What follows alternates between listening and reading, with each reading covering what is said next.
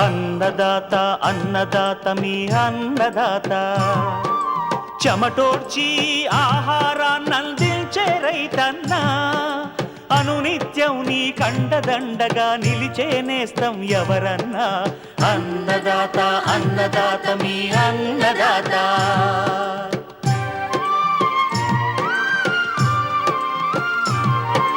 నూతన రీతుల సాగుబడికి నూరింతలు పెరిగే దిగుబడికి సూచనలిచ్చే సస్య రక్షణకు పశు పోషణకి శాస్త్ర విజ్ఞానం అందించి ముందుకు నడిపే తెలుగు రైతు భారతదేశానికి మకుటం అయ్యేలా తీర్చిదిద్దే ఆశయంతో మిమ్ము మేలు కొలిపేది అన్నదాత అన్నదాత అన్నదాత మీ అన్నదాత అన్నదాత అన్నదాత మీ అన్నదాత. అన్నదాత ప్రేక్షకులకు నమస్కారం. ఈనాటి ముఖ్యాంశాలు: యాసంగి వేరుశెనగలో సమగ్ర కలుపు నివారణ చర్యలు, పుదీనా సాగులో మెలకువలు,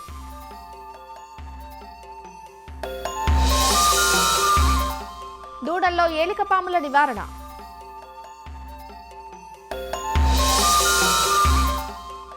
ఇక జై కిసాన్లో మార్కెట్లో పెరుగుతున్న చిరుధాన్యాల ప్రాధాన్యం ప్రోత్సహిస్తున్న భారతీయ చిరుధాన్యాల పరిశోధనా సంస్థ.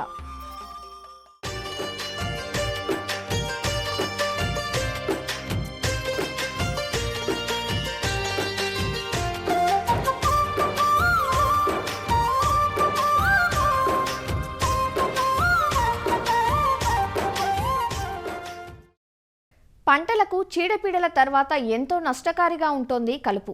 కలుపే కదా అని నిర్లక్ష్యం చేస్తే మనం పైరుకు అందించే పోషకాలను, నీటిని సంగ్రహించి పైరు కన్నా కలుపే బలంగా ఎదిగి దిగుబడులను హరించి వేస్తుంది.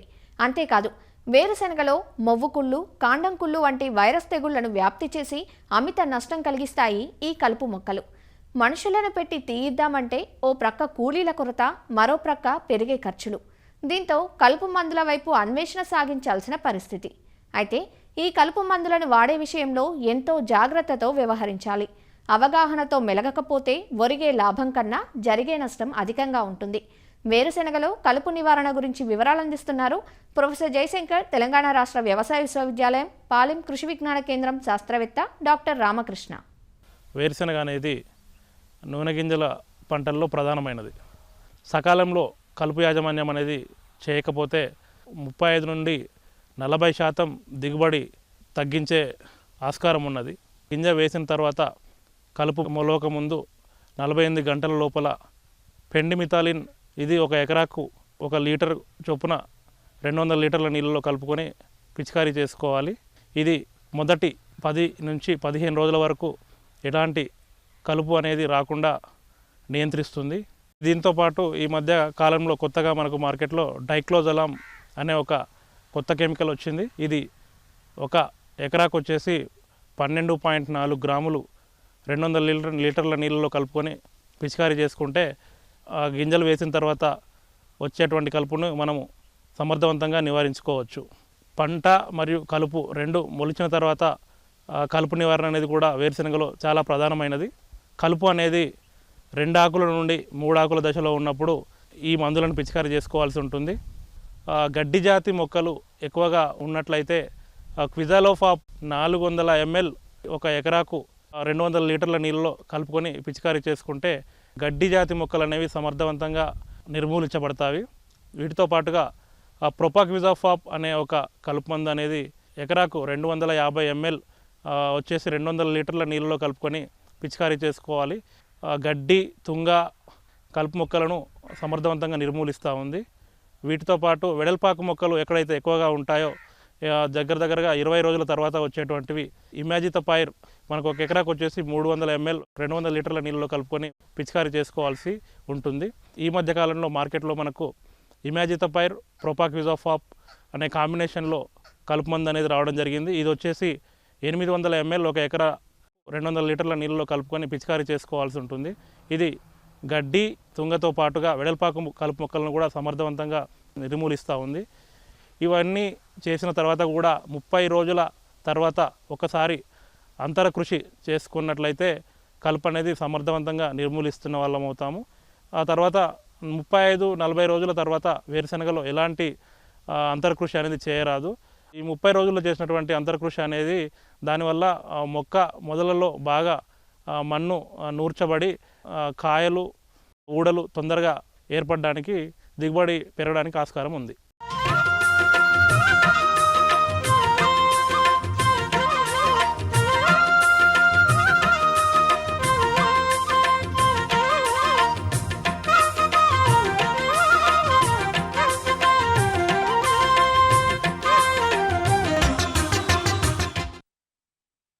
లేగదూడల ఆరోగ్యం పట్ల పశు పోషకులు ప్రత్యేక శ్రద్ధ వహించాలి. దూడల్లో వ్యాధులు వ్యాప్తి చెందకుండా టీకా మందులే కాదు, కడుపులో ఏలికపాములు రాకుండా మందులు ఇప్పించాలి. ఏలికపాములు దూడ శరీరంలోని పోషకాలను సంగ్రహించటమే కాదు, పారుడు వ్యాధిని కలిగిస్తాయి. అందువల్ల ఏలికపాముల నివారణకు ఎప్పటికప్పుడు సిఫార్సు చేసిన వ్యవధిలో మందులు తాగించాలి. ఏలికపాముల నివారణ గురించి రంగారెడ్డి జిల్లా హైత్ నగర్ మండల పశువైద్యాధికారి డాక్టర్ వై ఆనందరెడ్డి నుంచి తెలుసుకుందాం. దూడల పెంపకంలో అతి ముఖ్యమైనది దూడల్లో నట్టల నివారణ కార్యక్రమం చేపట్టడం. ఒక అంచనా ప్రకారం దూడల మరణాలలో 30% ఈ నట్టల వలన చనిపోవడం జరుగుతుంది. ఈ నట్టల నివారణ రెగ్యులర్గా రైతు సోదరులు చేయడం వల్ల ఈ నట్టల ప్రాబ్లం పూర్తిగా దూడల నుంచి నిర్మూలించవచ్చు. అయితే దూడకు నట్టలు ఎలా సోకుతాయి అనేది మనం ఫస్ట్ రైతు సోదరులకు అవగాహన ఉండాలి. ఒకటి, తల్లి కడుపులో నుండి రక్తం ద్వారా దూడకు నట్టల గుడ్లు రావడం జరుగుతుంటుంది. వేరే దూడే కడుపులో నట్టలు ఉంటే అవి గుడ్లను విసర్జించడం వల్ల ఈ వేరే దూడే దాన్ని నాకడం ద్వారా, అంటే ఆ మట్టిని, ఆ మలం కలిసిన మట్టిని నాకడం వల్ల ఈ కొత్త దూడలకు ఈ నట్టలు అనేది సంక్రమించడం జరుగుతుంది. తల్లి కడుపుల నుంచి దూడకు సోకుతున్నది కాబట్టి మనం పుట్టిన 10 రోజులకు కంపల్సరీగా ఈ దూడలకు నట్టల నివారణ చేయించాలి. ఈ పుట్టిన 10 రోజులప్పుడు పైపరాజిన్ అడిపేట్ కానీ ఎగ్జాహైడ్రేట్ కానీ ఈ మందును 200 mg per kg body weight లెక్క తాగించడం వల్ల ఈ నట్టలు గుడ్లు కానీ తర్వాత నట్టలు అంటే పెద్దవి కానీ పూర్తిగా చనిపోవడం జరుగుతుంది. తర్వాత ప్రతి 15 రోజులకు ఒకసారి 3 నెలల వరకు ఈ నట్టల మందు త్రాగించాలి. అయితే ఈ పైబర్జిన్తో పాటు కొన్ని సందర్భాల్లో కొత్త రకం మందులైన ఐవర్మెక్టిన్ అనే మందుని చర్మంలోకి 1 ml సబ్కట్ ఇవ్వడం ద్వారా కూడా నట్టల్ని పూర్తిగా నిర్మూలించవచ్చు. ఈ ఐవర్మెక్టిన్ ఇవ్వడం వల్ల ఏలికపాములు నిర్మూలించడమే కాకుండా ఈ దూడలో ఉన్న పేన్లు, గోమార్లు కూడా పూర్తిగా ఈ ఐవర్మెక్టిన్ చంపివేస్తుంది. 3 నెలల తర్వాత 6 నెలల వరకు ప్రతి నెలకొకసారి ఈ నట్టల మందు తాగించాలి. అయితే 3 నెలల తర్వాత దూడలలో బద్దె పురుగులు కూడా వచ్చే అవకాశం ఉంటాయి. బద్దె పురుగుల్ని టేప్ వామ్స్ అని కూడా అంటారు. ఈ టేప్ వామ్స్ కూడా శరీరంలోని సత్తువను, అంటే పాలు, అంటే ఈ న్యూట్రిషన్ను, పోషకాలను ఈ బద్దె పురుగులు, ఏలికపాములు తీసుకోవడం వల్ల దూడ నీరసించి శక్తి లేకుండా పారుకుంటుంది. దీనివల్ల పారుకొని ఈ టేప్ ఏలికపామ్స్లలో టాక్సిన్స్ శరీరంలోకి ఎక్కువ మోతాదులో రిలీజ్ అయితే ఇవి పశువులు నర్వస్, అంటే నరాల రోగానికి సంబంధించిన లక్షణాలు వచ్చి అట్లా చనిపోవడం జరుగుతుంది. కొన్నిసార్లు ఎక్కువగా పారి న్యూట్రిషన్ లోపంతో వీక్ అయి చనిపోవడం జరుగుతుంది.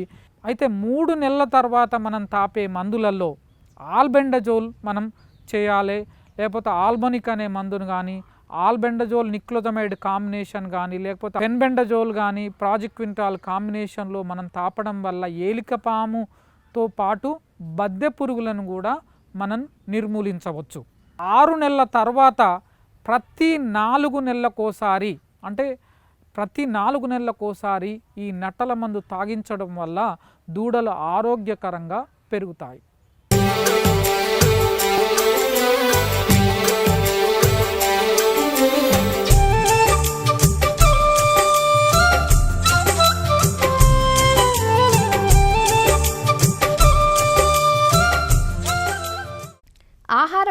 ఆకుకూరల ప్రాధాన్యం తెలియంది కాదు.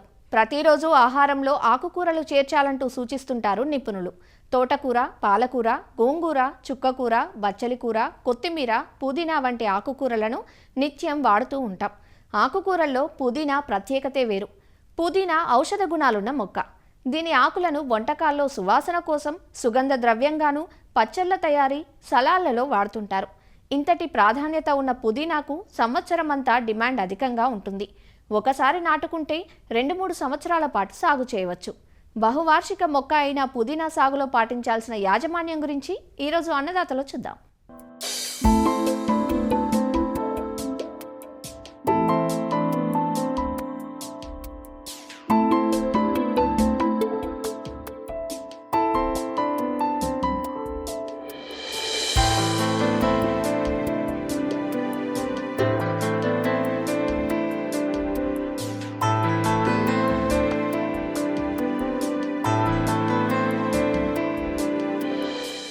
పుదీనా మొక్క సుమారు 40 సెంటీమీటర్ల ఎత్తు పెరుగుతుంది. ఆకులు గుండ్రంగా, ఆకుల పైభాగం మందంగా, ముదురు ఆకుపచ్చ రంగులో ఉంటాయి. ఇందులో మెంథాల్ అనే సుగంధ నూనె చాలా తక్కువ పరిమాణంలో ఉంటుంది. కార్బోస్ అనే సుగంధ పదార్థం ఎక్కువగా ఉండి సువాసనను, ప్రత్యేకమైన రుచిని కలిగిస్తుంది. పుదీనా ఆకులు, కాండం నుంచి తీసిన నూనెను మెంథాల్ అంటారు. మెంథాల్ను ఎక్కువగా ఔషధాల తయారీలో వాడుతూ ఉంటారు. మెంథాల్ నూనె శాతం ఆకుల్లో 0.3 నుంచి 0.8 వరకు, కాండంలో 0.1% వరకు ఉంటుంది. అయితే సాధారణంగా మనం ఆకు కోసం సాగు చేసే పుదీనాను నూనె కోసం అంతగా ఉపయోగించరు.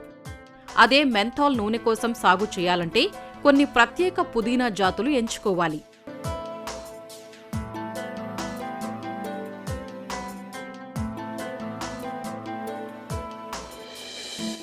ప్రధానంగా 4 రకాలు ఉంటాయి. అవి Japanese mint, pepper mint, spear mint, bergamot. వీటిలో గుర్తింపు పొందిన శివాలిక్, హిమాలయ, కోసి, సిక్టమ్ రకాలను మాత్రమే నూనె కోసం సాగు చేస్తారు. ఆకు కోసం సాగు చేసేటప్పుడు పుదీనాకు ఉష్ణ, సమశీతోష్ణ ప్రాంతాలు అనువుగా ఉంటాయి. ముఖ్యంగా ఉష్ణోగ్రత 20 నుంచి 25 డిగ్రీలు ఉంటే పెరుగుదల బాగుంటుంది. నూనె కోసం అయితే ఎత్తైన చల్లని ప్రాంతాలు అనుకూలంగా ఉంటాయి. ఆకుకూర కోసం పుదీనా సాగు ఎలా చేపట్టాలో చూద్దాం. ఆకుకూర కోసం సంవత్సరం పొడవునా పుదీనాను నాటుకోవచ్చు. పుదీనా సాగుకు సారవంతమైన, అధిక సేంద్రియ పదార్థం గల తేలికపాటి ఇసుక నేలలు, మురుగునీరు పోయే తేలికపాటి ఒండ్రు నేలలు అనుకూలంగా ఉంటాయి. నీరు నిలిచే నల్లరేగడి నేలలు సాగుకు పనికిరావు. ఉదజని సూచిక 6 నుంచి 7.5 ఉన్న నేలలు పుదీనాకు అత్యంత అనుకూలం. పుదీనాను వేర్ల ద్వారా, కాండం ముక్కలను నాటటం ద్వారా సాగు చేయవచ్చు. 2 నుంచి 3 కణుపులు కలిగిన కాండం ముక్కలను ఎన్నుకోవాలి. ఎకరాకు 3 నుంచి 4 క్వింటాళ్ల కాండం ముక్కలు అవసరమవుతాయి. ముందుగా పొలాన్ని 4-5 సార్లు మెత్తగా దున్నుకోవాలి. పొలాన్ని మళ్లుగా చేసుకుని నాటుకోవడం మేలు. ఎంచుకున్న కాండం ముక్కలను శుద్ధి చేయాలి. ఇందుకోసం కార్బండిజం 1 గ్రాము లేదా కాప్టాన్ లేదా కాపరాక్సీ క్లోరైడ్ 3 గ్రాములు లీటరు నీటికి కలిపిన ద్రావణంలో 10 నిమిషాల పాటు ముంచి నాటుకోవడం ద్వారా పుదీనాకు ప్రధాన సమస్య అయిన వేరుకుళ్లును సమర్థవంతంగా నిరోధించవచ్చు. కాండం ముక్కలను వరుసల మధ్య 30 లేదా 45 సెంటీమీటర్లు, వరుసలో మొక్కల మధ్య 10 సెంటీమీటర్ల ఎడంతో 1 నుంచి 2 సెంటీమీటర్ల లోతులో ఒక కణుపు తప్పనిసరిగా భూమిలో ఉండేలా నాటుకోవాలి. ఇవి చిగుర్లు తొడిగి తీగలు సాగుతాయి. పుదీనాకు ఎరువులను సకాలంలో వెయ్యాలి. ఆఖరి దుక్కిలో ఎకరాకు 5 టన్నుల పశువుల ఎరువు, 20 కిలోల నత్రజని, 85 కిలోల భాస్వరం, 10 కిలోల పొటాషిచ్చే ఎరువులు వెయ్యాలి. కలుపును ఎప్పటికప్పుడు నిర్మూలించుకోవాలి. పుదీనాకు నీటి తడుల విషయంలో జాగ్రత్తలు అవసరం. నీరు తక్కువైతే పెరగదు. అదే నీరు ఎక్కువైతే వేరుకుళ్ళు సోకుతుంది. కాబట్టి పుదీనాకు వాతావరణ పరిస్థితుల్ని అనుసరించి నీటి తడులను సక్రమంగా అందించాల్సి ఉంటుంది. సాధారణంగా ప్రతి 7 నుంచి 10 రోజులకు ఒకసారి నీటి తడులను ఇవ్వాలి. పుదీనాలో రసం పీల్చు పురుగులు, ఆకు తినే పురుగులు కనిపిస్తుంటాయి. వీటి నివారణకు మలాథియాన్ లేదా డైమిథోయేట్ 2 మిల్లీలీటర్లు లీటరు నీటికి కలిపి పిచికారీ చేయాలి. పుదీనా నాటిన 40 రోజులకు మొదటి కోత వస్తుంది. తర్వాత ప్రతి 30 రోజులకు ఒక కోతను తీసుకోవచ్చు. కోసిన పుదీనాను చిన్న చిన్న కట్టలుగా కట్టుకోవాలి. ఎకరాకు సుమారుగా 80,000 కట్టలు వస్తాయి. వాతావరణ పరిస్థితులు అనుకూలంగా ఉంటే పుదీనా నుంచి సంవత్సరానికి 10 నుంచి 11 కోతలు వస్తాయి. ఇలా 2 సంవత్సరాల పాటు నిరాటంకంగా పుదీనాను పొందవచ్చు. తర్వాత మొక్కలను పీకి తిరిగి నాటుకోవలసి ఉంటుంది.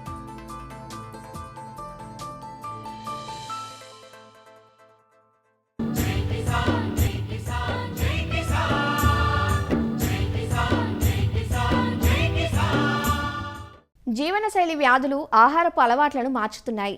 ఎంత తిన్నాం అనే దానికన్నా ఎంతటి పోషక విలువలు ఉన్న ఆహారం తిన్నాం అనే దానిపైనే ఇప్పుడు అందరి దృష్టి. బీపీ, మధుమేహం, ఊబకాయం వంటి జీవనశైలి వ్యాధులు పెరిగిపోతున్న నేపథ్యంలో మంచి పోషక విలువలు, పీచు పదార్థం కలిగిన చిరుధాన్యాలను ఆహారంగా తీసుకోవాలని ఆరోగ్య నిపుణులు సూచిస్తున్నారు. సిరిధాన్యంగా, సిరి అన్నగా గత 4-5 ఏళ్లుగా పునరాభివృద్ధిలోకి వచ్చిన చిరుధాన్యాల వాడకాన్ని, వినియోగాన్ని పెంచేందుకు ప్రభుత్వాలు సైతం కృషి చేస్తున్నాయి. అంతర్జాతీయ చిరుధాన్యాల సంవత్సరం 2023 పురస్కరించుకొని భారతీయ చిరుధాన్యాల పరిశోధనా సంస్థ IIMRలోని శ్రీ అన్న పరిశోధనా సంస్థ విశేష కృషి చేస్తోంది.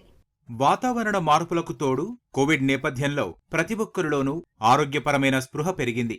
ఇందులో భాగంగానే తినే ఆహారంలో చిరుధాన్యాలు విధిగా ఉండాలన్న ఆలోచనలోకి వచ్చి ఆ దిశగా అడుగులు వేస్తున్నారు. ప్రభుత్వాలు సైతం విశేష కృషి చేస్తున్నాయి. ప్రధాని దిశానిర్దేశం మేరకు బడ్జెట్లో సైతం చిరుధాన్యాలకు పెద్దపీట పడింది. హైదరాబాద్ రాజేంద్రనగర్లోని భారతీయ చిరుధాన్యాల పరిశోధనా సంస్థ IIMR ఇందుకు విశేష కృషి చేస్తోంది. జీవనశైలి రోగాలతో మనం చాలా బాధపడుతున్నాము. మధుమేహం కానీ, రక్తపోటు కానీ, స్థూలకం కానీ, ఈ జీవనశైలి వ్యాధులతో మనం చాలా బాధపడుతున్నాం. సో ఇలాగ మనం వెళ్ళి చూస్తే మన పోషక భద్రతకి వైపు మనం చాలా వెనకడుగా ఉన్నాము. పోషక భద్రతను ఎలా పెంచాలి అని చేస్తే సిరుధాన్యాలు, ఈ సిరుధాన్యాలు అందరికీ ఇప్పుడు కొత్త కాదు, మనం ప్రాచీన నుంచి కూడా తింటున్న ఆహారం ఇది. సో సిరిధాన్యాలు అందరికీ పరిచయమే. ఇప్పుడు ఎక్కువగా అవగాహన కూడా ఎక్కువ పెరిగింది. ఈ 2023 ఈ ఐక్యరాజ్య సమితి అంతర్రాష్ట్రీయ సిరిధాన్యాల సంవత్సరం ప్రకటించిన తర్వాత అది ఒక అందరికీ ఇప్పుడు తెలిసిందే. వాతావరణ మార్పుల వల్ల ఏమవుతుంది అంటే ఇప్పుడు వరికి కానీ లేకపోతే గోధుమలు కానీ ఉత్పత్తి తగ్గేది చాలా ఎక్కువగా ఉంది. అందుకని మనం రేపు ఆహార భద్రత కూడా కావాలంటే ఈ సిరిధాన్యాలు చాలా ముఖ్యం. సిరిధాన్యాలకి చాలా తక్కువ నీరు కావాలి, ఎక్కువ ఎరువులు పడవు. రైతుకి ఏంటంటే 25,000 నుంచి ఒక 35,000లో హెక్టార్కి మనకి ఖర్చు వస్తుంది. అధిక ఇన్కమ్ కూడా ఫార్మర్స్కి వస్తుంది. అందుకని ఈ సిరుధాన్యాలు రైతులు కానీ అంతర పంటగా కానీ మిశ్రమ పంటగా కానీ కూడా వేసుకుంటే మద్దతు ధర కూడా ఉన్నందువల్ల మాల్దాండింగ్కి అయితే 3,225 రూపాయలు ఉన్నాయి. అలాగే సజ్జలకైతే 2,500 రూపాయలు, అలాగే రాగులకైతే 3,846 రూపాయలు పెంచింది. ఇది కాకుండా పశువులకి మేతగా కూడా, అలాగే ఇంధనంగా కూడా ఇప్పుడు చాలా సామర్థ్యత ఉంది సిరిధాన్యాలకి. అందుకే ఈ సిరుధాన్యాలు ప్రోత్సహించాలని కేంద్ర ప్రభుత్వమే కాకుండా రాష్ట్ర ప్రభుత్వాలు కూడా మిల్లెట్ మిషన్ల ద్వారా ఆ రైతులు కూడా సహకారం అందచేసి వీటిని ప్రోత్సహిస్తున్నారు. సో మధ్యప్రదేశ్లో చూస్తే కనుక కనీస మద్దతు ధర కూడా ఈ కోడో సామెలకు, అరికెలకు వీటికి కూడా వాళ్ళు ప్రకటించారు. అలాగే మన ఆంధ్రప్రదేశ్ కానీ, తెలంగాణలో కానీ, తమిళనాడులో కానీ అన్ని రాష్ట్ర మిల్లెట్ మిషన్లు కూడా ఈ సిరుధాన్యాలని ప్రోత్సహిస్తున్నారు. ఈ యువతలకు కూడా ఈ సిరుధాన్యాలు ఎక్కువగా ready to eat, ready to cook, noodles రూపంలో కానీ, ఫ్లేక్స్ రూపంలో కానీ ఈ వాల్యూ ఎడిషన్ కూడా కేంద్ర ప్రభుత్వం సహకరించి రుణాలు కూడా ఇస్తుంది. అలాగే ఎంటర్ప్రీనర్స్, ఇప్పుడు మా సంస్థలో కూడా న్యూట్రీహబ్ ద్వారా 200కు పైగా స్టార్టప్ల కంపెనీ వాళ్ళని ప్రోత్సహించాం. ప్రోత్సాహనే కాదు, దాన్ని ఎలాగ మార్కెట్లో చేయాలనేది కూడా న్యూట్రీహబ్ ద్వారా మేము చేస్తున్నాము. మన ప్రభుత్వం ఇప్పుడు ఈ సిరుధాన్యాలని శ్రీ అన్న అని గెజిటేట్ చేశారు. అందుకే ఇప్పుడు మా సంస్థ కూడా భారతీయ శ్రీ అన్న పరిశోధన సంస్థగా పరిగణనలోకి వచ్చింది. చిరుధాన్యాల వాడకంపై వినియోగదారుల్లో చైతన్యం తీసుకురావడమే కాకుండా సాగుదారులకు ప్రోత్సాహాన్ని అందించేలా భారతీయ చిరుధాన్యాల పరిశోధనా సంస్థ కృషి చేస్తోంది. శ్రీ అన్న పరిశోధన సంస్థగా విశేష సేవలనందిస్తోంది. రైతులతో పాటు రైతు ఉత్పత్తిదారుల సంఘాలు, స్వయం సహాయక బృందాలకు చేయూతనందిస్తూ సాగు మొదలు, ప్రాసెసింగ్, మార్కెటింగ్ వంటి అంశాలపై సహకారాన్నందిస్తోంది. అపెడా లాంటి సంస్థల సహకారంతో రైతుల ఆర్థిక అభివృద్ధికి చేయూతనందిస్తున్నట్లు భారతీయ శ్రీ అన్న పరిశోధనా సంస్థ శాస్త్రవేత్తలు చెబుతున్నారు. ఎంటర్‌ప్రెన్యూర్స్‌కే కాకుండా సెల్ఫ్ హెల్ప్ గ్రూప్స్, రైతు ఉత్పత్తి సంస్థలకు కూడా మేము చాలా ప్రోత్సహిస్తున్నాం. మా సంస్థ ద్వారా 34 FPOలని మేము ప్రోత్సహిస్తున్నాం. ఎప్పుడే వాళ్ళు కూడా ఈ ప్రోడక్ట్స్ని, ఈ ప్రాసెస్ అయ్యే ప్రోడక్ట్స్ని ఎగుమతి చేయడానికి, ఎపిడా అంటే మీ అందరికీ తెలుసు, వ్యవసాయం మరియు ప్రాసెసింగ్ ఉత్పత్తుల్ని అభివృద్ధి చేసే, అంటే ఉత్పత్తి చేసి మనం ఎక్స్పోర్ట్ చేసే, అభివృద్ధి చేసే ఒక ఏజెన్సీ. ఎపిడా కూడా చాలా ముందుకు వచ్చి ఇప్పుడు ఓన్లీ మిల్లెట్ ఎక్స్పోర్ట్ ఫోరం అని కూడా పెట్టి వాల్యూ యాడెడ్ ప్రోడక్ట్స్, అంటే ఈ పాస్తా కానీ మనం చెప్తున్నాం కదా, సెమోలినా కానీ, ఈ ఫ్లోర్స్ కానీ, వాటికి కూడా మనం ఎగుమతి చేయాలి అన్ని దేశాలకి అని చెప్పి కూడా అది కూడా ప్రోత్సాహం, అంటే మా సంస్థ ద్వారా న్యూట్రీ హబ్ ప్లస్ ఎపిడా ద్వారా అది కూడా ప్రోత్సహిస్తున్నాము. రైతులకి ఎలాగ తక్కువ పెట్టుబడితో ఎలాగ మనం ఎక్కువగా వాళ్ళకి ఇన్కమ్ వచ్చేటట్టు వంగడాలు కానీ, ప్యాకేజ్ ఆఫ్ ప్రాక్టీసెస్ కానీ, ఇవి కూడా మేము ఇక్కడి నుంచి ప్రోత్సహిస్తున్నాము. సిరిధాన్యాలు ఎందుకు తినాలి అంటే గట్ హెల్త్ అంటారు. గట్ హెల్త్ అంటే మనం అన్ని రకాలు తింటే మనకి ఆరోగ్యంగా అన్ని పోషకాలు వస్తాయి. మనం ఎంతో అదృష్టవంతులం కూడా, ఎందుకంటే ఈ దేశంలో మనకి 9 రకాలైన సిరిధాన్యాలు దొరుకుతున్నాయి. జొన్నలు, సజ్జలు, రాగులు, అరికెలు, సామలు, కొర్రలు, ఇవన్నీ మనకు దొరుకుతున్నప్పుడు ఇన్ని పోషకాలు మనం తీసుకుంటే మనకే కాదు, మన రాష్ట్రంలోనే ఈ పౌష్టిక భద్రత కాకుండా ప్రపంచంలో కూడా మనం ఈ పౌష్టిక భద్రతని మనం చెయ్యాలనే ఉద్దేశంతో మన కేంద్ర ప్రభుత్వం, మన ప్రభుత్వం, ఐక్యరాజ్య సమితికి ఇది ముందుకి వెళ్ళాలి, అన్నీ కూడా ఈ సిరిధాన్యాలు ఎక్కువ అవగాహన రావాలి అని ముందుకు వెళుతున్నాం. భారతీయ శ్రీ అన్న పరిశోధన సంస్థ ఈ సిరిధాన్యాలు సంబంధించిన అటు పరిశోధనే కాదు, అటు వ్యాపారవేత్తలకే కాదు, కేంద్ర రాష్ట్ర సంస్థలకే కాదు, అన్ని సంస్థలకి కూడా మేము ప్రోత్సహిస్తున్నాం సిరిధాన్యాలు. మన కేంద్ర ప్రభుత్వం కూడా ఈ శ్రీ అన్న, భారతీయ శ్రీ అన్న పరిశోధన సంస్థని ఇది ఒక గ్లోబల్ హబ్గా కూడా, ఒక ప్రపంచ కేంద్రంగా కూడా ప్రకటించారు. మనం ప్రపంచంలో సిరిధాన్యాల్లో మనం ఉత్పత్తిలో ముందున్నాం. 20% ఉత్పత్తి మన భారతదేశం నుంచే ఉత్పత్తి మనది ఉంది. ఉత్పత్తి కథ మాత్రం పెరిగింది, 3 అంతులు పెరిగింది. అది ఏంటంటే ఈ వైజ్ఞానం వల్ల, ఈ టెక్నాలజీస్ వల్ల, ఈ పరిశోధనల వల్ల, సో రైతులకి మంచి అంగడాల వల్ల ఇది పెరిగింది. సో మార్కెట్ వాల్యూ కనుక మీరు చూస్తే 2025లో 12 బిలియన్లు ప్రొజెక్ట్ చేస్తున్నారు ప్రభుత్వం. అంటే అంత మనకి సామర్థ్యత ఉంది. 2030లో మన వాణిజ్యం, సిరిధాన్యాల వాణిజ్యం 2 బిలియన్లు పెంచే కూడా మనకి స్తోమత ఉంది. కానీ మన విస్తరణ మాత్రం తగ్గిపోయింది. అందుకని ఇప్పుడు ఏంటంటే మన ముందుండేది ఏంటంటే ఈ సిరిధాన్యాలు విస్తరణ పెంచాలి. అందుకు రైతులు ముందుకు రావాలి. క్షేత్రస్థాయిలో చిరుధాన్యాల ఉత్పత్తి, ఉత్పాదకత, వినియోగం పెంపు కోసం నిరంతరం శాస్త్రవేత్తలు విస్తృతంగా పరిశోధనలు సాగిస్తున్నారు. విలువ జోడింపు, వ్యాపార నమూనాలు, యువత, మహిళలను ఔత్సాహిక పారిశ్రామికవేత్తలుగా తీర్చిదిద్దడంతో పాటు పరిశోధనలు, అంకుర కేంద్రాల సాయంతో దేశీయంగా, అంతర్జాతీయంగా చిరుధాన్యాల ఉత్పత్తిని విస్తరించే దిశగా అడుగులు సాగుతున్నాయి. మరిన్ని విభిన్న అంశాలతో రేపటి అన్నదాతలో మళ్ళీ కలుసుకుందాం. అంతవరకు సెలవు, నమస్కారం. అన్నదాతలు తమ సందేహాలు, సమస్యలను 1800-425-4085 టోల్ ఫ్రీ నెంబర్లో ఉదయం 10 గంటల నుంచి 11 గంటల మధ్య పని దినాల్లో సంప్రదించగలరు. ఈ కార్యక్రమాన్ని యూట్యూబ్లో www.youtube.com/annadaata ETV లింక్ ద్వారా వీక్షించవచ్చు.